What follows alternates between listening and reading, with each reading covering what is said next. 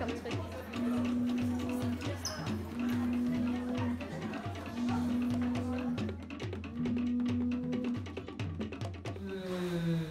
J'ai mis en place l'exposition qui est dans le hall.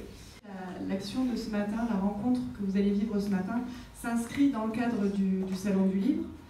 C'est un moment important pour nous en tant qu'organisateurs du salon parce que bien sûr un salon ça sert à faire connaître les livres du pays, mais ça sert aussi à ce que le public rencontre les auteurs, puisse partager les ressentis à la lecture du livre. Et donc c'est une vraie chance que vous vivez aujourd'hui de pouvoir rencontrer l'auteur du livre et d'avoir une perception des scientifiques sur le thème du livre. Donc je travaille sur les transformations dans les savoirs de pêche, les pratiques de pêche, les représentations de la mer, les règles de gestion, les aires marines protégées, tout ça pour décrire ce qui se passe. Et les travaux qu'on fait ici, ils vont aussi servir pour que nos politiques, la province, les provinces, le gouvernement, ils intègrent un petit peu ce qu'on décrit pour créer des réglementations qui sont un peu plus adaptées à ce que les gens y souhaitent, ils vont respecter, etc.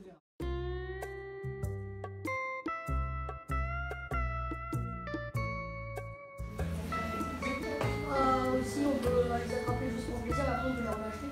Effectivement. Je suis des espèces marines. Comment? Je suis des espèces marines.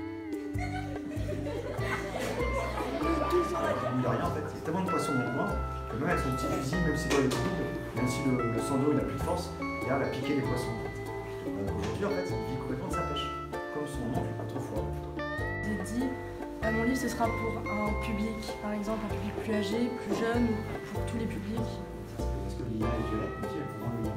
Mais là, il faut que chacun trouve un petit peu ce qu'il veut en fonction de sa sensibilité, et quand tu as besoin, tu n'as pas de regard pour faire un vaccin.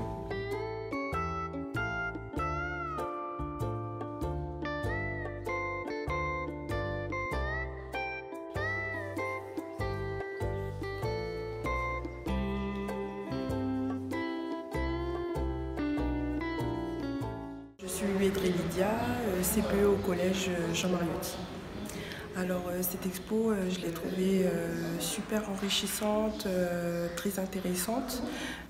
Déjà par rapport à nous, d'un point de vue notamment de l'éducation et de l'enseignement, si je peux faire un rapprochement notamment avec le projet éducatif calédonien, justement cette exposition rentre totalement dans notre éducation à la culture de l'autre et également aussi au vivre ensemble.